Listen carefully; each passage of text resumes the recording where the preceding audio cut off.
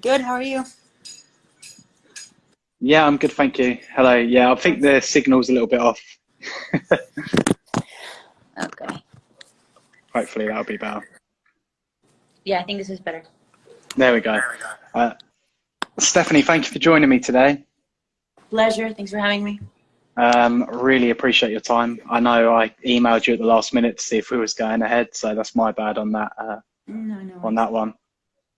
For those people that don't know who you are, which I know you've got a lot of following, so I know a lot of people do know who you are. But for those listeners that don't, could you just tell us about your background and kind of what you do? Yep. So I am known for being a powerlifter. I've been competing for about 5 years. I'm also a physiotherapist, so I graduated a couple years ago from the University of Miami. And I'm the co-owner of Hybrid Performance Method, which is an online business to give people affordable and accessible training programs that are focused on strength. That's pretty much Okay. the And obviously you've got 25 world records as well, which yeah. is a little kudos there. I mean, I've got none, so I'm a little bit jealous. um, how do you prepare for your world record attempts? Sort of Mm, what your mindset and everything for that? Do you know you're going to do it in advance, or is it just I'm going to turn up and get this way up? both, it. You never know. Some training sessions. Hold on, my cat is wrecking something. 1 second. Dude, please stop that. Come here. We saved this cat from the streets the other day. Ah, bless. I I love know. cats. Very cute. She's like 3 weeks old. Ah, man, baby. No, oh, cute. But yeah, it depends. There's training cycles that are a little bit more focused where everything's kind of pre-planned and going according to the plan. And then there's training cycles where you have no idea kind of what's going to happen. Your expectations are set low and you end up surprising yourself. So, the training for a world record, sometimes it's something that you foresee that can happen and you have confidence in yourself and you think that, it's definitely going to go down at a competition, but it's not always the case. It's just really consistent and dedicated training for long periods of time. Mm. Which world record do you think has been your toughest one to achieve? I would say my first deadlift world record because there was so much hype behind it. There was so much talk about it since it's my strongest lift. It's what people know me for the most. So I think like the anticipation and expectation and fear of not performing at a certain level or not doing what people expect and hope to see, letting people down, that was tough from a mental aspect, going into a meet and just overthinking everything kind of thing. And I think I actually failed that world record deadlift a couple times, so in two different meets. One time it didn't come off the ground, and one time I missed it on grip. So it was you're in your head when you have a missed deadlift attempt, or now that I'm doing boxing, I can imagine like if you lose on a fight, then that gets on your head for the next one, and it's a challenging kind of like mental game that you have to play with yourself, like trying to forget about it and not giving the losses importance so that you can start kind of like with a plain canvas on the next match or on the next competition.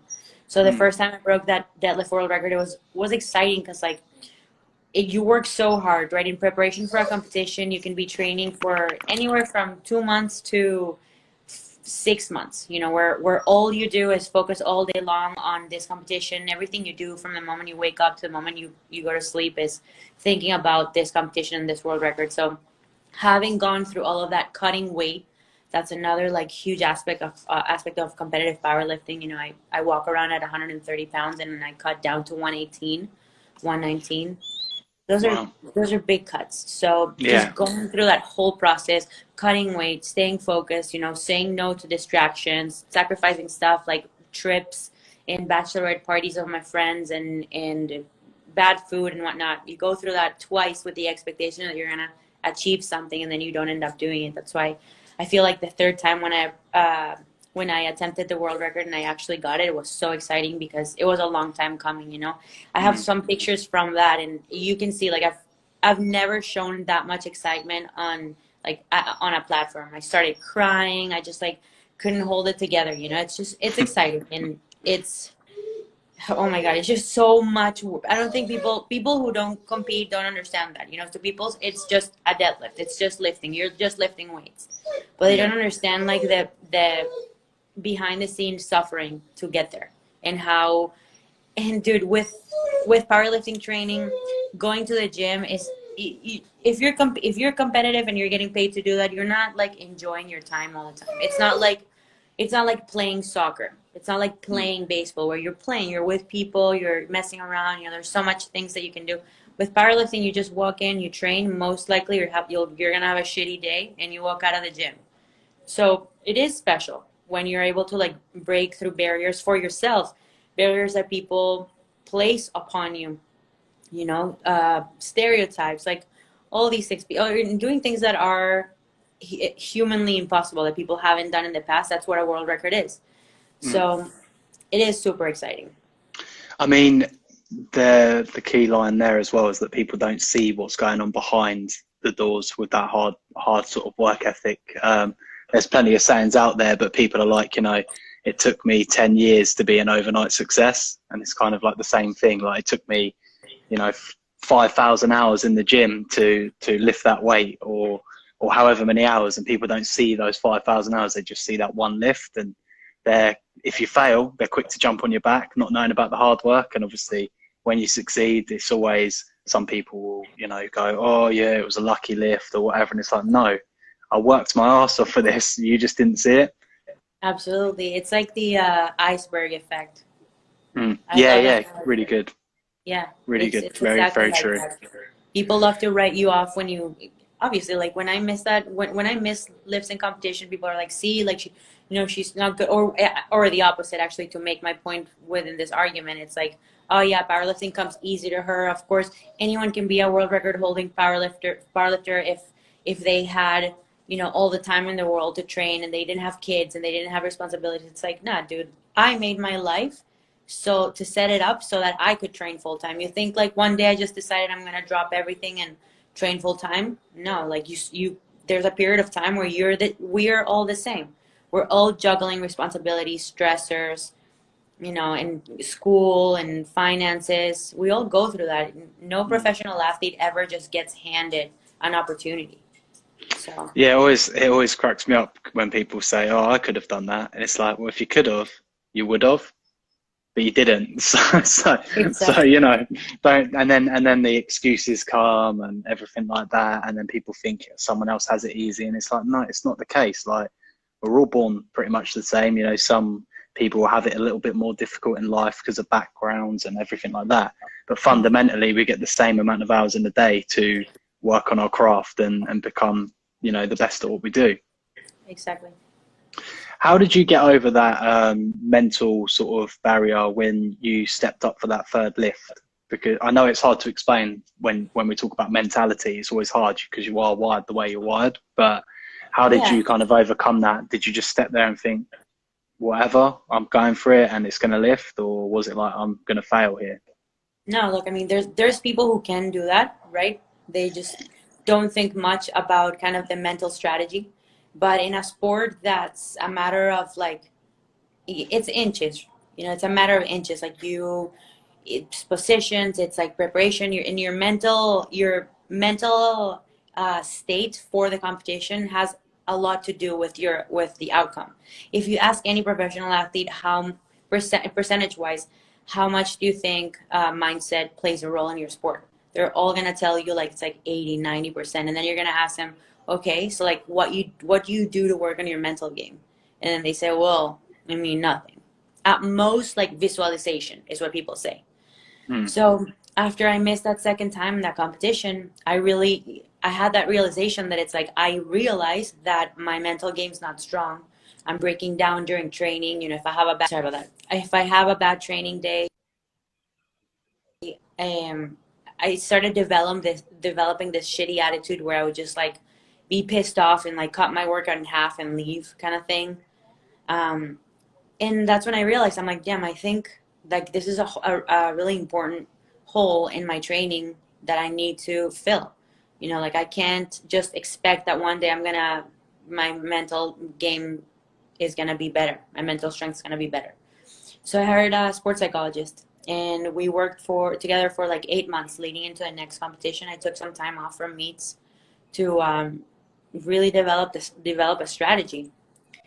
And if to me it was game changing. Like and even just even outside of the sport, but I'll stick to talking about this meet, and how the mental strength training improves my performance. So like one of the strategies you're asking, like how did you shake off the previous meet not going your way and then having to step on the platform and essentially attempt the same weight.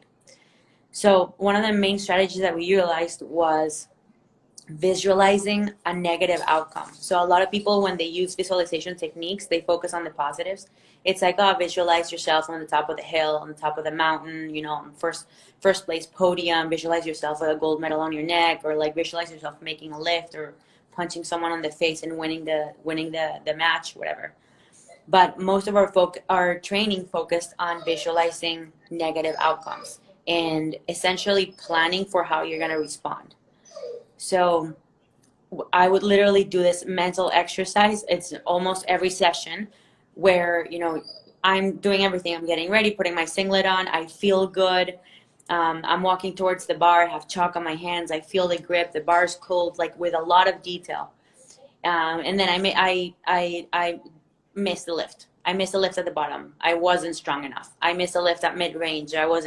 My grip was failing. I missed the lift, whatever, my technique was off. And you go through all these scenarios and you think about how you're going to react. You know, you have 3 attempts in deadlift, in powerlifting for each lift. So how you respond to a missed lift, it impacts your performance tremendously because it's only 9 attempts total. So it just was a lot of, it wasn't even like, so sports psychology is not like traditional therapy psychology where you're like talking about your feelings. You don't really talk about your feelings. You talk about strategies and tools, you know, if X, then Y kind of thing. And that was one of the biggest ones. And it was kind of paired with trying to not place that much importance on expectations from other people, you know, understanding the why are you doing this? Why are you so affected by what people think of you? How do you think that's going to change your life? Just like a lot of introspection, and a lot of just tools for different kind of scenarios. And it paid off. I actually went on that meet. I missed my first squat, a weight that I had done for like six or 7 reps. It was a light attempt, a light opening attempt. And for the first time ever in my entire powerlifting career, I was able to like rack the bar back up and like laugh. I was like, fuck it. Like, fuck this weight. Like, I can obviously do this, right? And Hayden and everyone in my corner was like, oh my God, like they're freaking out. They're like, oh my God, you missed that squat. Like, I can't believe it. I'm like, yo, chill. Like, it's all good. Like, I don't care. I have 2 attempts more, you know, and just that change, that shift in mindset was so powerful because it allowed me to continue the competition as if I hadn't failed in the first place. So when you're lifting obviously like heavy weights, that must take a toll on your joints and your physique to an extent. How do you what do you do for injury management? I mean, that's a topic that we could talk for like 5 hours, but you know, for the most part, injury management, injury risk reduction, injury prevention, which is not really a thing, it's a really kind of like gray zone, because even the smartest, most talented athletes with the smartest people in their corner, even they get hurt, right? So you have to understand that when you're doing something professionally, when you're pushing your body to its limits, you're bound to get hurt. You know, if you fly too close to the sun, you're gonna burn some feathers. It's just part of the game, and it's a matter of understanding that they will happen and that you are beating your body up to the ground, and it's not healthy. But that's you're aware of that. You're aware of what you're doing and how it's affecting your body. And when you do get hurt, if you do get hurt, then it's just, you see it as like one more piece in the game. So as far as for me, for injury management, you know, the most important thing in powerlifting at least is load management. So how are you counting your tonnage? Do you know how much weight you're moving in a particular week? How are you progressing that throughout the weeks in a particular block? Is it, at a pace that's allowing you to recover, or is it at a pace that's breaking you down and not allowing you to make progress? And all of that, is so individualized, and it changes every year as well. Every person has a different rate of progress. Every person has a different rate of recovery from one particular session. Some people respond really well to volume. Some people respond really well to high percentage, high effort lifts. And for me, like, it's impossible for me to tell you just like one thing that I've done, because my body has changed so much from year to year, and I've had to adapt to everything. But the main thing is load management and intelligent progressive overload. And outside of that, like, man, anything you do, like acupuncture, dry needling, cryotherapy, sauna, contrast therapy, Normatex, Theraguns, like all of those are tools that acutely make you feel better. Or even like sometimes even placebo, like there's no kind of physiological changes occurring in your body when you use those. So even if it's just pretty much numbing down the pain for a short period of time to allow you to beat your body up harder. Yeah. So it's I've gotten hurt so many times over the last 5 years, so many times, that I just, in powerlifting, I accept that at no point during a training cycle I'm gonna be training pain free. I just accept that it's impossible. It's impossible. Talk to anyone who's been competing for more than 3 years at a high level in powerlifting or in any iron sport, CrossFit, strongman, bodybuilding. Ask them if they ever train fully injured or fully pain free. It's Yeah, just not. I think with that and that mentality, because obviously when you try and dissect it a little bit, it's like you're training at an extreme level to compete at an extreme level, which is doing extreme things to your body, which in turn, if you're going to push your body as much as you're going to, you have to accept that there's going to be some breaks and tears and issues that are going to come along, and that you need that mindset to go, yeah, I'm a little bit sore today, Yeah. but I'm still going to go lift and absolutely kill the game whilst I'm I'm partially not, injured. or I'm not gonna go. I'm not gonna go lift because I know my body and I know how to auto-regulate. And I know when to take the foot off the gas and back off. That's something that comes with athletic maturity that I also had to learn, man. My worst injury ever was a back injury, and I had been having back pain for months, like I want to say 6 months, and I just kind of like started upping my ibuprofen dosage every other week, to the point where I was taking a gram of ibuprofen to train. Like I needed to numb down my entire body so that I could move, because it was so bad.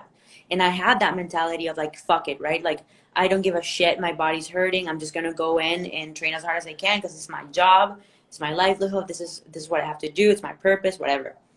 And went into the gym one time, was feeling awful. Obviously, as always, I could barely like tie my shoes on that day. And I went under the bar. I think I had like 175 kilos that day for like a few sets of 3 or whatever I was doing.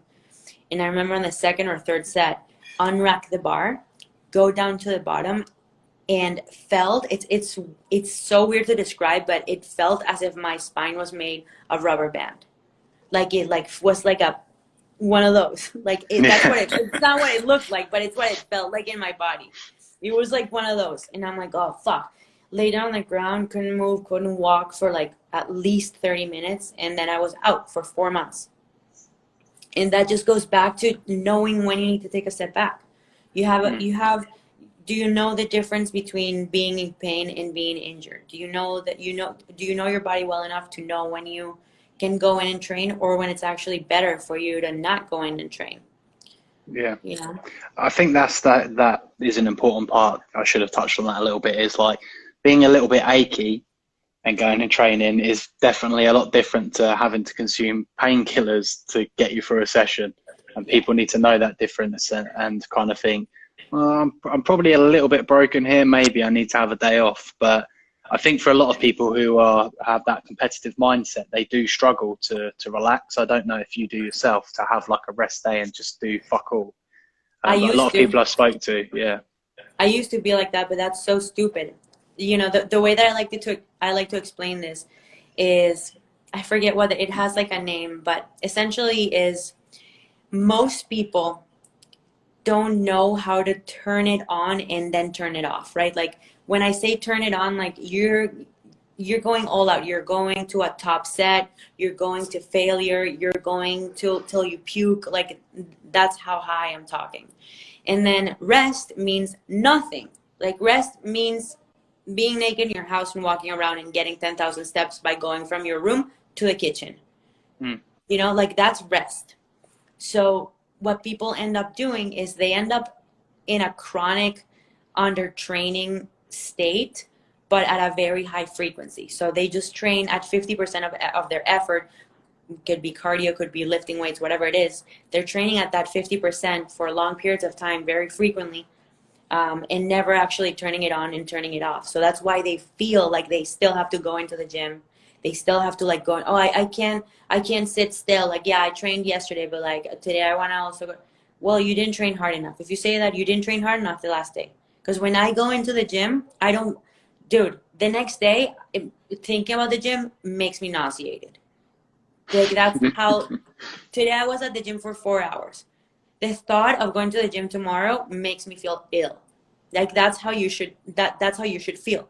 And I'm not even talking about like effort, but it could be like a skill, a new skill that you learn that like drains you mentally. It could be, you know, refining your movement. It could be anything, but it's like being there all in, phone off, focused, training either at high intensity or high volume or something, but like making progress. And that's called 80-20. You know, 80% of the time you gotta be training hard. 20% of the time you gotta be resting. Now you can't stay 50 and 80% of the time it has to be high effort. 20% of the time low effort. Not 50% all the time. You know, people that train 6, 7 times per week. It's like, dude, you're not doing anything. You're Yeah. not doing anything. It's like what I imagine them. It's like kind of like a person like rowing a canoe and just like staying on the same spot all the time, but like killing themselves. That's what I imagine them. Yeah, it So doesn't work. how important is mobility as well? Do you work on, obviously you work on your mobility a lot. I noticed that in over this period of time in the last 5 to 6 to 7 years, like mobility has become quite a more talked about subject within the fitness world. In How the, important would you say it is?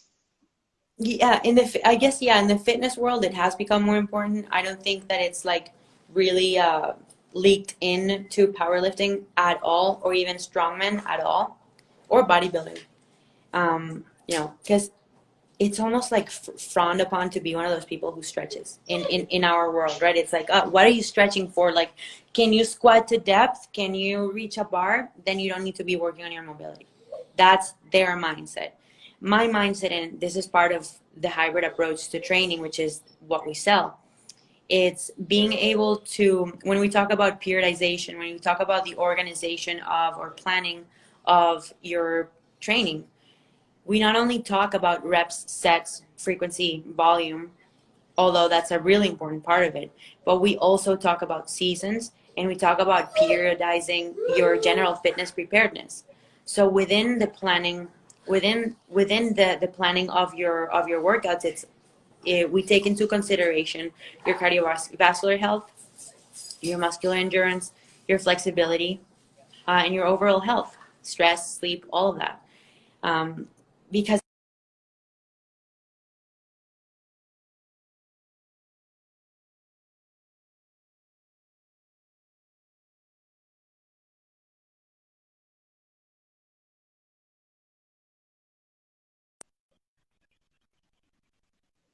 comes to training, and include all of these different variables and all of these different styles of training within your year.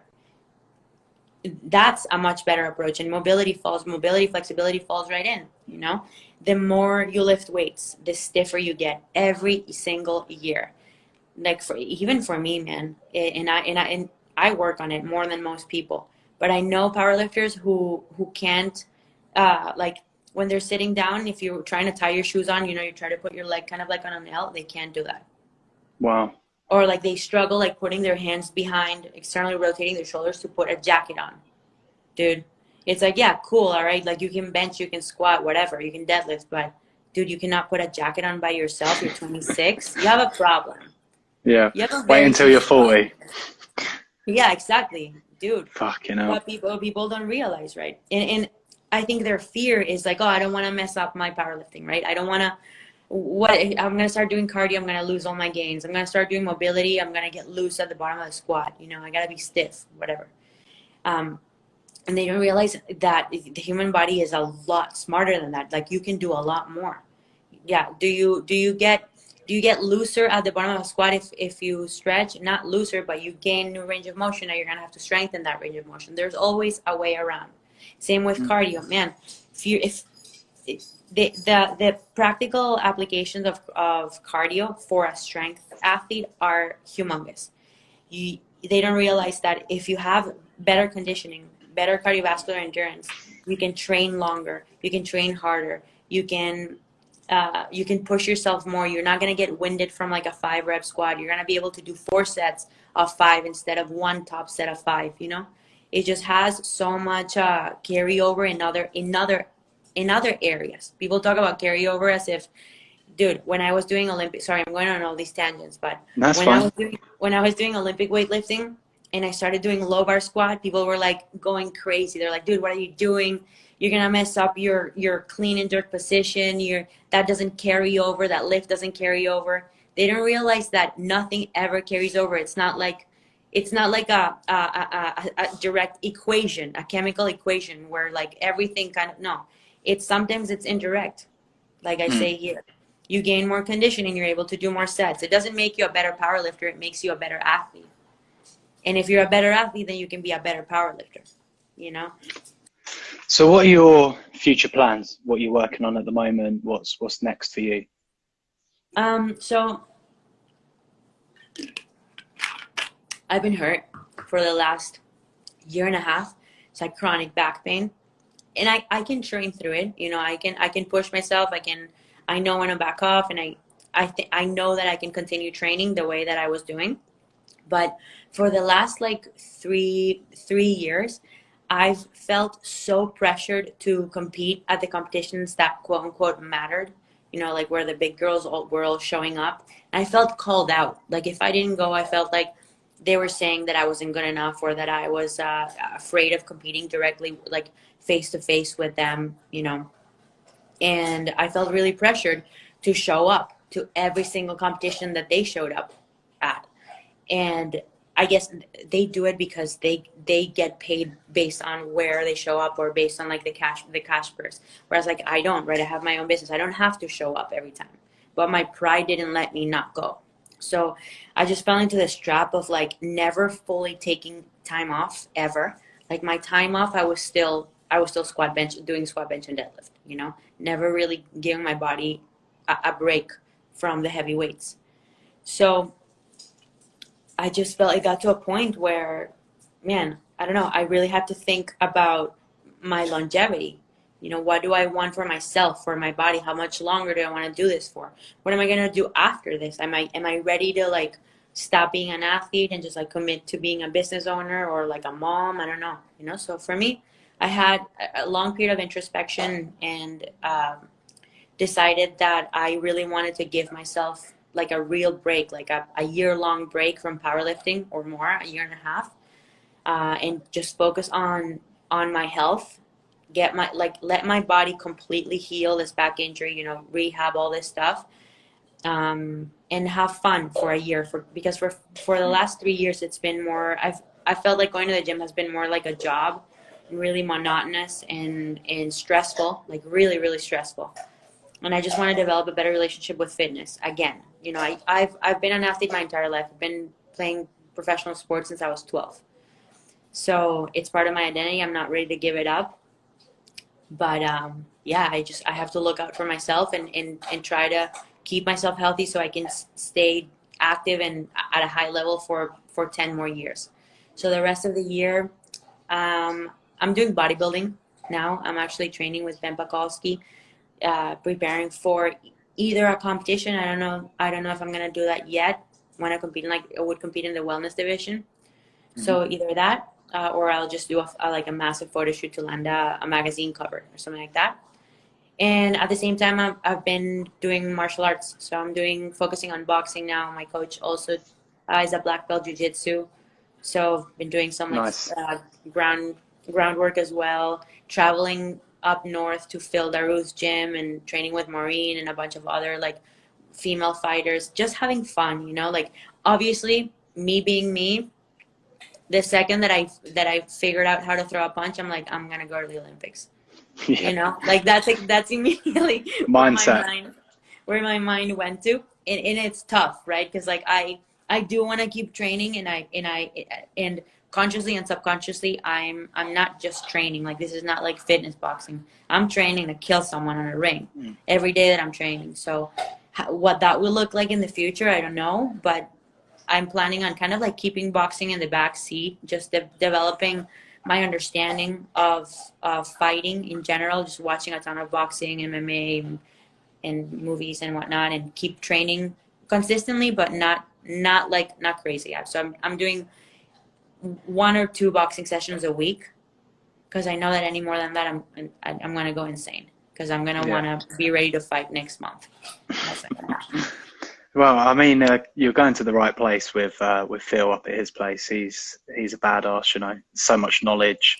I've got so much respect for him. I've had him on a few times. Met him when he come over to England, and his mindset, like he's just come back off his ACL and he's already pumping out content and still training. And I'm just like, dude, when do you sleep? Like, when do you sleep? He's such a cool dude. Such a cool dude and knows a ton. So yeah. And then compete in powerlifting next year. Probably next year will be my last year as a competitive powerlifter. I want to retire from powerlifting on a positive note, you know, not because my body hurts, but more so like, you know, achieving. My goal has always been to deadlift 600 pounds at any body weight, ideally below 165. That's insane. I weigh 140 Yeah. pounds right now. I've never been this heavy in my entire life. But yeah, so deadlifting 600 pounds, and man, that's it. Leaving my shoes on the platform, moving on to bigger and better things. I know you said you were short on time. How much longer have you got? Because I haven't got a clock in the room to check, so I'm not 100% sure. Yeah, no, you're good. I'm waiting for my interior designer to walk in. Okay. So if he walks in, I'll let you know. Brilliant. So what are your daily routines like? What do you do for yourself? Let's say competition time. We'll take you back to there. How are you preparing for that mode? Like, what are you doing daily? So honestly, not much different to what I'm doing now, other than my sessions are much longer and I train much more frequently. So yeah, I wake up, I take my dogs for a walk, I eat, and then I base my training time on like my responsibilities and how I'm feeling rather than like sticking to tight schedules. I don't know if you noticed based on our communication, but I'm a scatterbrained, I'm a procrastinator, I'm unorganized as shit, and that's just the way it works for me. And could I change it? Yeah, maybe, but I think I'm doing pretty good. Yeah, I think I'm doing pretty good. So I just go train whenever I feel like my energy is kind of the highest for the day. And train for anywhere from 2 to 4 hours. I have a pretty cool training crew for powerlifting. We usually sign up for the same meets, so it creates a better environment at the gym. You know, everyone's kind of like at a similar. We're not moving the same weight, but we're training at a similar intensity based on like how far we are from a meet. And that's it, man. Like then I do spend some time doing body work every week. I'm going to get soft tissue work, pay a lot more attention to recovery, do sauna and cold plunges almost every day, 3-4 times a week. And yeah, that's it. I think I dialed down a lot on social events, try to go to sleep early, get a good night's sleep. I drink much less, like a couple of drinks per week. Yeah, just, you know, trying to behave as much as possible, but never too much because you also got to live. I like I kind of get the vibe from you that you are a bit more grounded with your training and stuff like that. So, you know, if you wake up a little bit late, it's not the end of the world. You know, you're kind of a bit more free flowing. And I think a lot of people that I have spoke to don't necessarily have that. they're very structured and routine, and it's kind of refreshing to see someone that's achieved what you have, but Yeah, it's still quite free flowing. yeah, I just honestly think that there's no one size fits all for success and productivity and efficiency. I think like we're taught as a society that you have to have schedules, you have to be organized, you have to wake up at 6 a.m., you have to have breakfast, you gotta have coffee. Like we're put all of these like made up rules or kind of like routines or ways of behaving that simply don't work for everyone. Like I, for the longest time, I was beating my head against the wall, feeling bad about myself for not being able to stick to a schedule.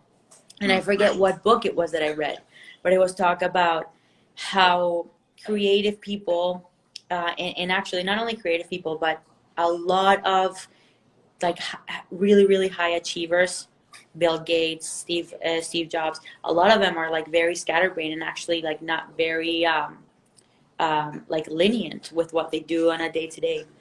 And that's when I realized I'm like, man, like I don't. If there's no one size fits all for training, no one size fits all for dieting, no one size. Why is there one size fits all for routines and habits, Mm. right? So I remember I once had this conversation with he was one of my best friends at the time, and I was like dude, doesn't it piss you off that I drink almost every night, I stay up late, I travel to like cool places all the time, and I'm still better than you at powerlifting? And he got so pissed. And it was just like one of those realizations where I'm like, man, you have to do what works for you, and you have to figure out a way to enjoy what you're doing. Even if not all the time, because I don't believe that you can be happy all the time. But fuck, just like try to enjoy your life. You gotta have a balance with everything. Can't be I think, can't be too serious all the time. yeah, that's what I was going to say. I think the main fundamentals there are to be happy in the life that you're, performing in, almost in what you're doing, is to find that strike of happiness. If sticking to that routine and getting up at 5 a.m. to be in the gym at 6 and so forth isn't making you happy, then fuck that. Do something else, or adapt the times and fiddle around with it and be fluid rather than that kind of linear, strict structure. 100%. 100%. So any tips for people that want to go grow their glutes at all? So for the women out there, I know guys like to grow their glutes, but yeah, any tips you've got?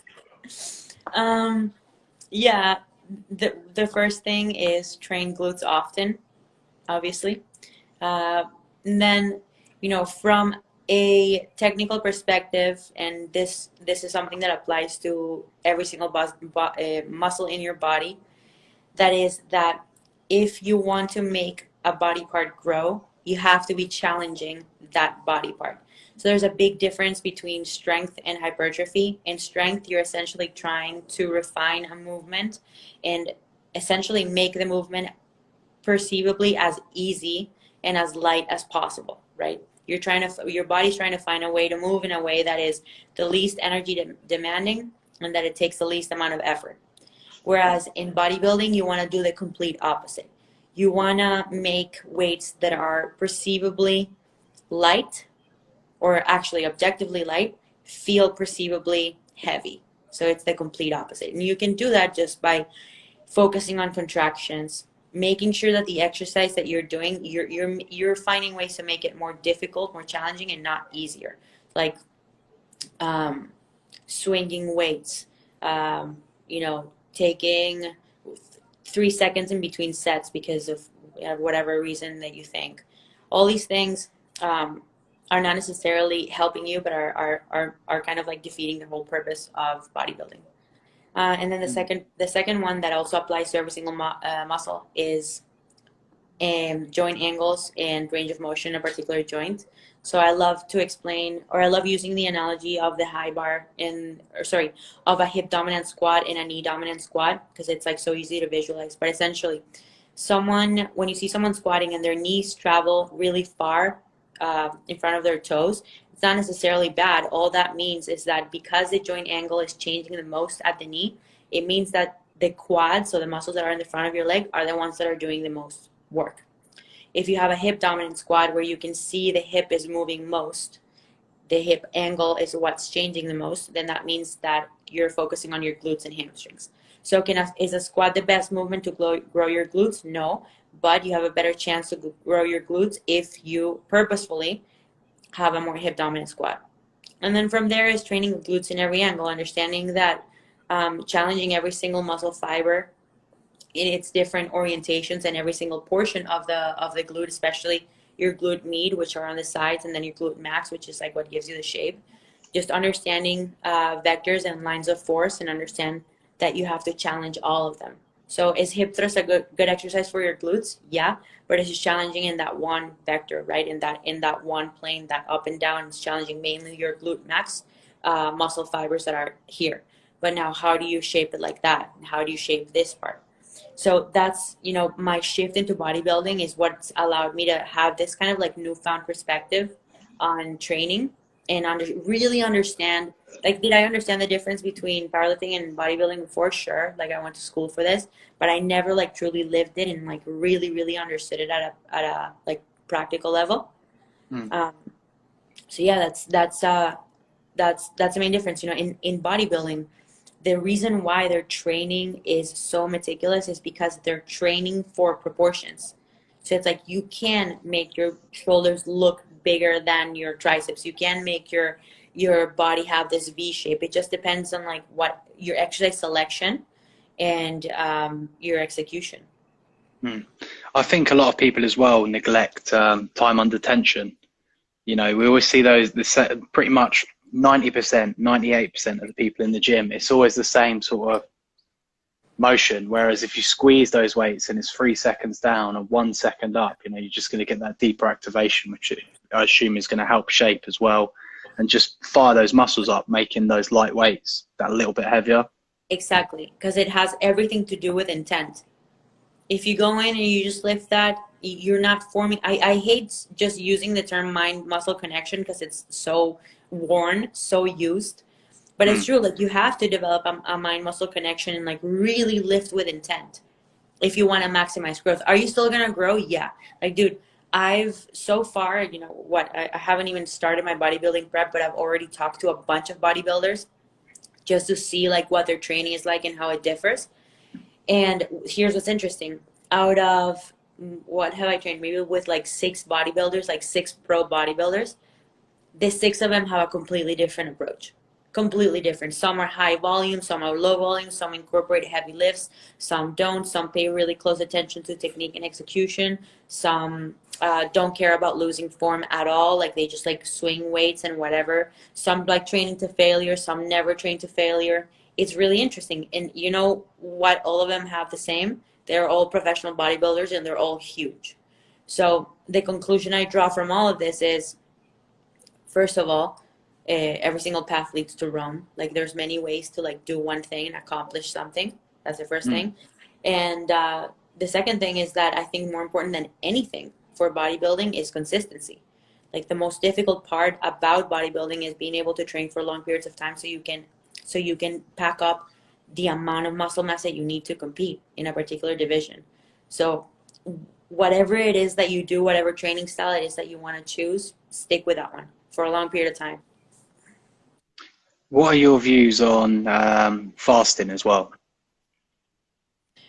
I mean, I think people don't realize that they fast every day from their last meal until breakfast, which is why it's called break fast. It's called Yeah. breakfast because you're fasting all night long. I don't know, like why people started getting so excited about it. If you think objectively about what this diet is trying to do, it's essentially trying to minimize the amount of calories that you have in one particular day, and that is what all diets have in common. If you create a large enough calorie deficit, you'll lose weight independently of whether or not you're fasting, whether you're eating carbs or not, whether you're eating fat or not, whatever. If you're eating less calories than you're expending, you're going to lose weight. So the reason why it works, this is totally, so I'm going to first address just like the part of it that pertains to weight loss. And then I'll address the part of it that pertains to health. So what this diet is doing is essentially giving you a shorter time window to eat. And the premise is that potentially because you have less time to eat, then you'll eat less. Now, it doesn't happen for everyone. Like some people might be like, oh, fuck, I only have 6 or 8 hours to eat today, and they stuff their faces and they don't lose weight, you know? But then some people that might, maybe people who hadn't dieted in the past, you know, because they didn't like counting macros or they didn't like excluding groups. And they were just like, oh, I heard about intermittent fasting. I'm going to try it out. Those people might have a better relationship with food. They're not like obsessed at all. They just like eat for a shorter period of time and they actually create a calorie deficit. That's why it works. But you can do that with literally any dieting method. So if you like your breakfast, your egg and bacon in the morning, eat your egg and bacon. Like nothing, you can still lose weight. And also you can easily fast. It's like if your last meal is at say 9 p.m. you had a snack and then you don't eat again until 9 a.m. dude, that's already 12 hours of fasting. Like that's enough fasting. And if you want to go crazy, you wait 2 more hours and that's it. You have 14 hours of fasting, which is like what most people do, 14 to 16 hours of fasting. It's just so easy to do. I don't know why we started pretending like that is something magical or whatever. Like I bet you that hundreds of millions of people do this without even knowing. Now, the other theory is intermittent fasting for the purpose of health. And there is pretty conclusive research that it helps for certain conditions. I don't know off the top of my head which ones those are, but you know it helps you improve insulin sensitivity for people who either have diabetic tendencies or who have diabetes. You know, it could be a good way not monitoring, keeping your blood glucose levels more even and improving your sensitivity to insulin so that it doesn't stay in your bloodstream for longer periods of time. Simple. So if it's there are certain health conditions. In conclusion, there are certain health conditions that are improved by fasting, but for the purpose of weight loss, it doesn't really matter. So what's your stance on like good calories and bad calories, or do you preach kind of calorie deficit, eat what you want? What's your take on that? Or is it goal dependent? How do you say if someone approached you and said, you know, I want to reduce my body fat, and you say, no, but they want to eat McDonald's or whatever, would you recommend like, well, they're shitty calories, you know, stick to the veg? Yeah, you know, it first depends on what your definition of good and bad calories are. Good for what and bad for what, right? Like if we're gonna talk about good and bad for your health, or good and bad for your goals, you know, for losing weight. I like to think about food in what name did I give it? It was one of these silly names that I give things, but it's essentially like foods have either high or low calorie content and either high or low enjoyment rate. So that's how I think about food. I don't think about food either good or bad. It's like, okay, I acknowledge and realize that this particular food has a very high calorie content and probably is not good for losing weight, you know, but it has such a high enjoyment that I feel like I'm gonna have it. Or it could be the opposite, right? This food has a super low calorie content but a really high enjoyment rate. Like the perfect example for this is popcorn. You know, it's it's a food that you can consume a lot of volume of and not pack on a lot of calories. So that's how I think about it. Now, would I ever advocate for someone to just count calories and not pay attention to what they're eating? Never. Especially because most of the people that I work with are athletes. So when it comes to athletic performance, you have to capitalize on all the variables that you can control, and one of them is nutrition. So that is something that I'm gonna make sure that people understand is, look, you know, eating junk food, this is what junk food does to your body. You know, this is what's actually happening in your body. It's not actually making you better at your sport. It's actually maybe making you slower, making you sluggish, making you have brain fog, whatever. Can you eat them? Yeah, but you just have to understand it's going to impact your performance negatively, right? And potentially your health in the long term. Not that we have much proof of that, because actually we don't. We actually know that even if you eat junk food and you stay in a calorie deficit, you can still improve your blood markers. So now we understand that a calorie surplus is actually what leads to most of the like comorbidities related to weight gain.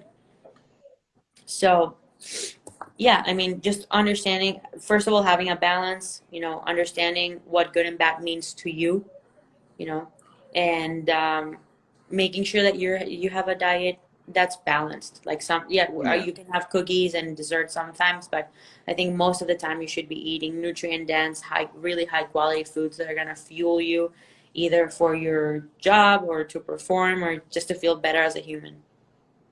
One thing that always kind of pisses me off is people want to lose weight and then they go onto these diets like, I don't know, a Herbalife or a fucking keto, whatever. They go onto these diets and I'm always tell them, yeah, you'll lose weight, but you're not changing the way you look at food and the way you eat. So shit, in the long, you're just going to put it back on. After that diet, they just put it back on. And it just always grinds my gears. Oh my gosh, yeah. I mean, behavior is such a huge part of dieting. So we have another one of our companies. It's Hybrid Nutrition. We do one-on-one nutrition coaching, and I would say that like 90% of our clients require behavior modification and habit building, and just like you say, improving their relationship with food because food is addictive, you know, Hmm. and people, because of society, what they see in magazines and whatnot, they start developing these like really unhealthy relationships with food to the point where you're right, like even when they diet and lose weight successfully by the method of removing one food group completely, then when they go back to non-dieting, then they resort back to their old habits because the habit behavior modification never occurred. You just literally patched it with a band-aid. That's all Yeah. that you did. You take the Quick band-aid fix. off, and the injury, or you know, the mindset is still there. You still have a fucked up view of how you should diet. I went through it with, man, I had severe binge eating disorder when I was in first year freshman year of college. Severe binge eating disorder. I moved from Venezuela to San Diego, and I went from pretty much having all of my meals prepared by my family to just having to figure it out. And I was eating at the dining hall, eating pizza and pasta every day, and I put on my freshman 15. And then I started just like obsessing over food for a couple of years. And it took me a while to even acknowledge that it was a problem, right? Like that I was exercising, that I was training, you know, NCAA soccer, and then like going on a treadmill to run 6 miles. And I thought that was normal, like for the purpose of like having 600 extra calories to burn or to eat. You know, It's mad. sometimes it takes you a while to even acknowledge that there's an aberrant like pattern going on. People Hmm. sometimes don't even acknowledge it. But even when there's not, you know, simple things like um, putting things that have a high calorie content or junk food or snacks, whatever, putting those things outside of your eye level or outside of your reach in like top cabinets, and leaving things that are good for you accessible, like your supplements, your vitamins, like leaving them on the counter. So you don't forget to take them, and leaving like healthy snacks like fruit and whatever, like leaving it in the counter so it's like easily accessible to you. Those things go such a long way. They did this study where at a cafeteria, I think it was a hospital cafeteria, they changed the placement of the sodas and the water. So they put the sodas right next to the register, and the waters they like put them, I don't know, like in the back, and it increased like soda consumption astronomically. I forget what percent. And then they did the reverse where they just put water in the front, like healthy snacks, and those snacks got sold more. So Wow. you can't control what people want to sell you, right? You can't control how that's presented at a grocery store and the level of temptation that you're going to have, but you can have some control at your house. And it doesn't mean you can't have your snacks, you can't have cake. It just means, dude, don't leave it out there. You know, if you have an issue with portion control, then don't do those things. I have an issue with cereal. It's a problem. Like if I leave this cereal box in front of me while I'm eating, I'll refill my cereal bowl until there's no more milk. And then if there's cereal, I'll add more milk, and it becomes this vicious cycle where until it's perfectly even, until the point gets where my last bite has equal amounts of milk and cereal, I'm gonna keep pouring either one. It's like a mad science experiment. So I know that already, right? So what do? I grab my cereal, put it in my bowl, put the milk, and put the cereal away and walk out of the kitchen. Like, it's that simple for me. It's just like being mindful that, okay, yeah, I know that I have an issue with this one food, or I know that, this triggers chips and salsa or whatever in front of the couch that triggers my binge. So I'm gonna put the chips in a bowl, put the chips away, and sit in the couch. Dude, you're not gonna get up. And if you get up, you're gonna feel bad about yourself. So just Yeah. like little things like that can make such a huge impact. It's not chips though, it's crisps. Crisps. Crisps. Dude, I love anything that is crunchy. Yeah, me too. That's my thing. That's my problem. Even if I put them at the top, it's like they've got a little face on them. They're like, just eat me. And I'm like, I can have this healthier thing, but I'm just going for it. Fuck it. Who cares? But yeah, no, it is important. Definitely even the way you organise and the way you shop. If you know that you're going to eat shit or you don't want to eat shit, try and shop a little bit healthier and limit the amount of, snacks that you deem as bad for you in purchase. Yeah. But thank you for your time. I've really appreciated it. Where can people find your programs and everything like that to basically purchase off you and talk to you and get information from you? Yeah, so you can find my training programs at hybridperformancemethod.com. Oh my God, Caesar. What's my videographer doing in here? Do you know, Caesar, why are you here? Wait, does this IG live appear on my IG too? Yeah, I think so. That's how it works, I think. Yeah. Okay, that's why he's here. Yeah, so you can buy my training programs at hybridperformancemethod.com, buy our apparel at hybridapparel.store, find me at Stefi Cohen on all platforms. Simple as that. Perfect. Thank you for your time. I'm going to get some clips of this podcast and I'll send them over to you through DM. And then if you can post them, you can. If you don't want it, that's fine. If you think they're shit, then that's fine as well. Sure. Honesty is the best policy. But yeah, thank you for your time. I really appreciate it. We'll have to do this again because I've got so many more questions for you and you've got such a wealth of knowledge. It's a pleasure to listen to. But yeah, thank you. Take care. Bye.